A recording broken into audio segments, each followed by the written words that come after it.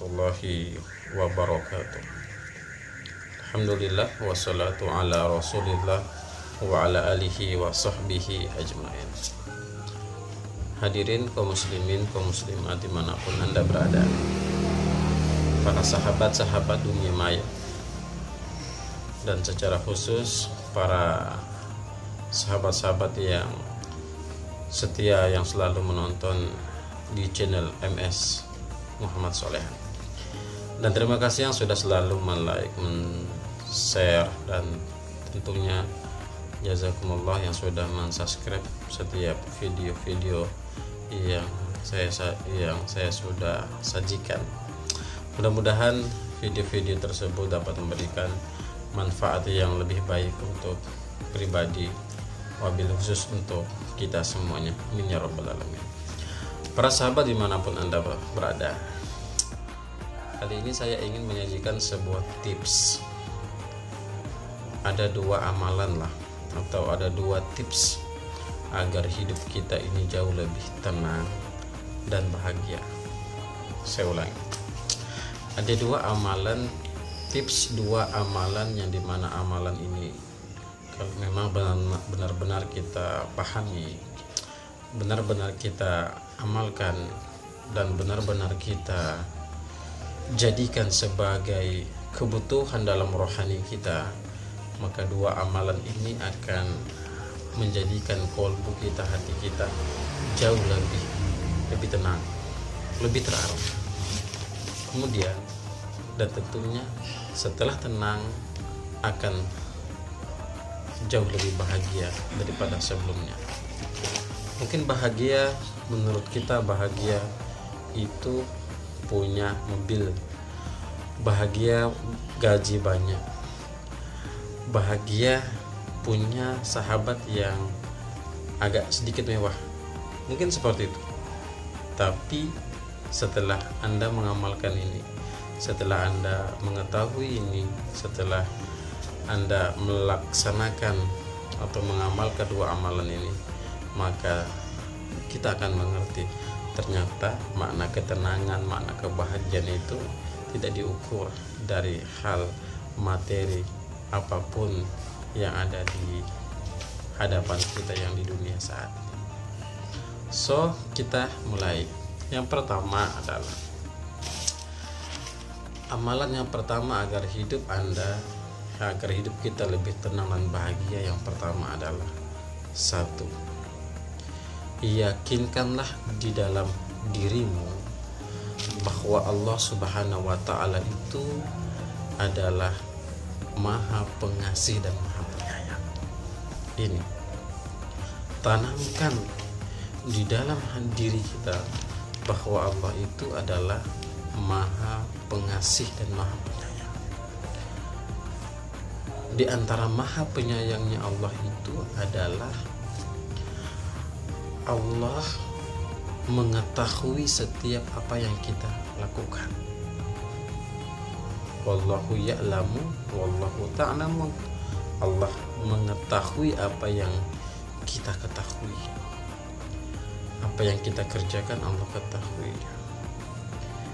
Dan di antara sifat Rahman dan Rahimnya Allah, di antara penyayangnya Allah, sifat penyayangnya Allah ini, Allah tidak peduli dengan banyaknya dosa yang kita lakukan. Mungkin kita beranggapan bahwa jangan-jangan dosa yang saya kerjakan saat ini, jangan-jangan dosa yang masa lampau, masa lalu, jangan-jangan dosa itu tidak diampuni oleh Allah. Kalau kita mengilhami, meyakini bahwa Allah Maha Penyayang, Allah Maha Pengasih, maka pasti kita akan memaknai bahwa setiap hal-hal dosa maksiat yang pernah kita lakukan dan kita anggap itu dosa besar misalnya, pasti ketika kita meyakini bahwa Allah Maha Pengasih, pasti ada pintu yang terbuka di dalam kolbu kita bahwasanya Allah itu Maha menerima segala taubat, bahkan Allah akan ampuni semua dosa-dosa kita. Kalau kita telah pada hadirin di dalam surah Az-Zumar, ayat 53, di situ Allah Subhanahu wa taala menjelaskan dengan begitu secara rinci dan terjelas. Apa kata Allah? A'udzubillahi minasyaitonirrajim. Bismillahirrahmanirrahim. Qul ya ibadiyalladzina asyrafu ala anfusihim la taqnatu min rahmatillah innahu yaghfiru dzunuba jami'a innahu huwal ghafurur rahim. Apa kata Allah? Qul ya ibadiyalladzina asyrafu ala anfusihim la taqnatu min rahmatillah. Katakan kepada hamba-hambaku, yang meyakini bahwa Allah itu Maha Penyayang, katakan kepada mereka, dosa seperti apapun yang kalian lakukan, dosa yang pernah kalian lakukan sehingga kalian menyesali, apapun jenis dosa tersebut, apapun jenis maksiat tersebut, katakan kepada hambaku, kata Allah, la taqnatu min rahmatillah. Jangan mereka berputus asa dengan rahmat Allah Subhanahu wa taala. Sebab innallaha yaghfiru dzunuba jami'a. Allah itu Maha menerima semua taubat para hamba-Nya. Innahu wal ghafurur rahim. Sesungguhnya Allah Maha menerima taubat. Hadirin yang dimuliakan oleh Allah, kalau ayat ini sebagai penghibur, ayat ini sebagai berita gembira, ayat ini sebagai gambaran kepada kita bahwasanya Allah itu memiliki sifat yang begitu penyayang. Bahkan Allah tidak lihat dosa kita yang dahulu, asalkan kita benar-benar meyakini Allah menerima semua tobat-tobat kita. Dijelaskan oleh salah seorang ulama yang bernama Ibnu Hajar Al-Hambali. Kata beliau, kefasikan yang paling terbesar yang dilakukan oleh manusia, kata Ibnu Hajar Al-Hambali, adalah yaitu mereka berputus asa dengan rahmat Allah Subhanahu wa taala. Jadi kefasikan yang paling terbesar di dalam kehidupan orang-orang adalah ketika dia berputus asa dari rahmat Allah Subhanahu wa taala. Sudah Allah jelaskan, kalau kalian mengimani, meyakini bahwa Allah itu adalah Maha Pengasih, maka semua dosa-dosa kita, semua maksiat kita, semua hal-hal yang pernah kita kerjakan, yang kita anggap itu sebagai suatu dosa yang amat sangat merendahkan diri kita, la taqnatu min rahmatillah. Jangan pernah berputus asa dengan rahmat Allah. Sesungguhnya Allah menerima semua taubat hamba-hambanya. Ini yang pertama, agar hidup kita jauh lebih tenang. Jangan kita beranggapan bahwa diampuni, tidak ya. Jangan-jangan dosa saya tidak diampuni. Jangan-jangan saya takut mati, dosa saya masih banyak. Jangan berpikiran seperti itu. Yang harus kita perbaiki, konsep pertama adalah tanamkan dalam hatimu, tanamkan dalam kehidupanmu bahwa Allah itu Maha Penyayang. Dan tidak ada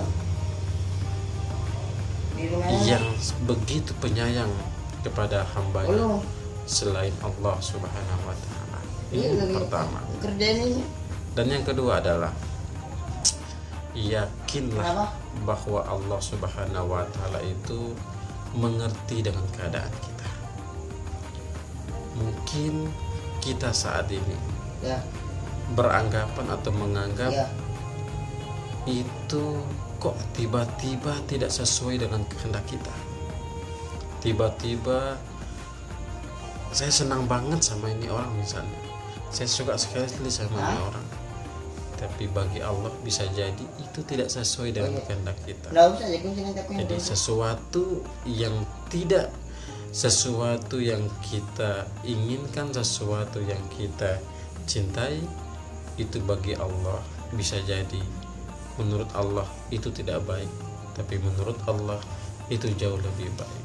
Bagi kita mungkin itu baik, tapi bagi Allah itu tidak baik. Oleh karena itu, yakinlah dan pasti bahwa tidak ada yang paling mengerti dengan keadaan kita kecuali Allah Subhanahu wa ta'ala. Contoh sederhana terkait masalah ikhtiar kita. Ikhtiar kita lakukan. Kita bekerja misalnya. Entah kalau hasilnya tidak sesuai dengan ikhtiar kita, itu jangan sampai kita menganggap bahwa kok Allah seperti ini, kok Allah seperti ini. Jangan. Ketika kita sudah berikhtiar, wa anna laisa lil insani illa ma sa'a, kata Allah dalam Al-Quran kan seperti itu. Tidaklah sesuatu yang kita dapatkan memang berdasarkan usaha kita. Kalau memang usaha kita pada saat itu sudah usaha secara maksimal, tapi hasilnya tidak sesuai dengan maksimal, jangan kita berkeluh kesah. Bisa jadi ada sesuatu yang Allah ingin sisipkan di balik itu. Ada sesuatu yang Allah ingin sampaikan di balik itu. Ada sesuatu yang Allah ingin berikan kepada kita. Maka tidak ada sesuatu yang lebih mencintai, lebih mengerti dan keadaan kita kecuali Allah Subhanahu wa ta'ala. Boleh jadi kita mencintai sesuatu, tapi boleh jadi bagi Allah itu tidak sesuai dengan kita. Oleh karena itu, tanamkan dua amalan ini. Yakinlah yang pertama, Allah itu benar-benar mencintai diri kita. Dan yang kedua, yakinlah dan pasti tidak ada yang paling mengerti dengan diri kita kecuali Allah Subhanahu wa ta'ala. Sesuatu yang kita dapatkan belum tentu baik bagi diri kita. Manakala kita sudah bekerja, manakala saat ini kita belum menikah, sampai tahun ini kita belum menikah, jangan sampai kita melukai, kok Allah begini, kok Allah ini tidak adil sih. Jangan. Yang harus kita timbulkan dalam diri kita adalah tawakal kita, husnuzon kita, semakin lebih pekat, lebih dekat, dan lebih memperbaiki lagi cara hidup kita, cara keimanan kita kepada Allah, agar kita semakin dekat, agar kita semakin memahami apa maksud dari Allah Subhanahu wa ta'ala. Dua amalan ini kalau kita amalkan, insya Allah hidup kita akan jauh lebih tenang dan lebih bahagia. Yang pertama catat, yaitu Allah itu maha penyayang, tak peduli dosa kita. Yang kedua, Allah itu amat mengerti dengan keadaan kita. Tidak mungkin Allah mau berikan ujian kalau tidak sesuai dengan kemampuan kita. La yukallifullahu nafsan illa wus'aha. Terima kasih, mudah-mudahan bermanfaat. Saya akhiri kalam. Assalamualaikum warahmatullahi wabarakatuh.